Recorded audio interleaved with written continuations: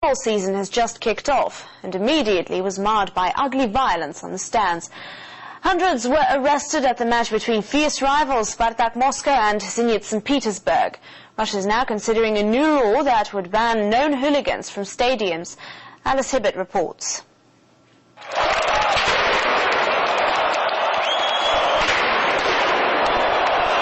The beautiful game turned ugly. Russia's football season kicked off with last Sunday's brawl between supporters of Spartak Moscow and Zenit St. Petersburg. At least 660 fans were detained. Russia's city streets have increasingly become a battleground for the fans of rival football clubs. Known as firms, these gangs are highly organised and pre-arrange their post-match bare-knuckled battles with military precision. Valery is a former fighter and well known to the Moscow police. He vehemently denies that what he and his friends do is wrong. We're not thugs, we don't rob or kill or inflict damage. On the contrary, we defend Russia's interests abroad. We travel the world at our own expense to places like Estonia, Poland and the Czech Republic, where anti-Russian slogans are everywhere. We go to protect Russia's honour. But there are innocent victims who get caught in the crossfire. After the match, me and my friends, we got into a huge, in the middle of the huge fight, where some fans from the rival team has thrown a bottle, which hit me really bad on my arm, and basically the bottle broke, and I had to go to the hospital to get the medical treatment.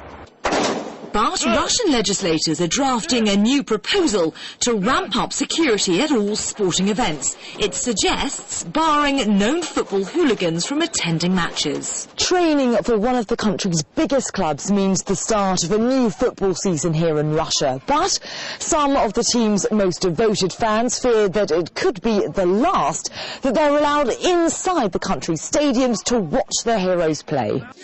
Russian police estimate that between 20 and 50 fans are detained after every match, with the number steadily rising. Football firms in Russia first emerged in the 90s, borrowing the fashions and habits of the infamous British and Italian hooligans of the 1980s. They're a huge drain on police resources, and usually it's a case of the bigger the club, meaning Spartak, CSKA and Dynamo, the bigger the fight. So-called blacklists exist in Western clubs, and it's a concept we'd like to develop. But implementing a system of identifying repeated offenders and getting them barred takes money and time. Despite cheap tickets, Russian football still attracts nothing like the crowds seen in Europe. So the idea of barring loyal fans is not something clubs here are particularly keen to do.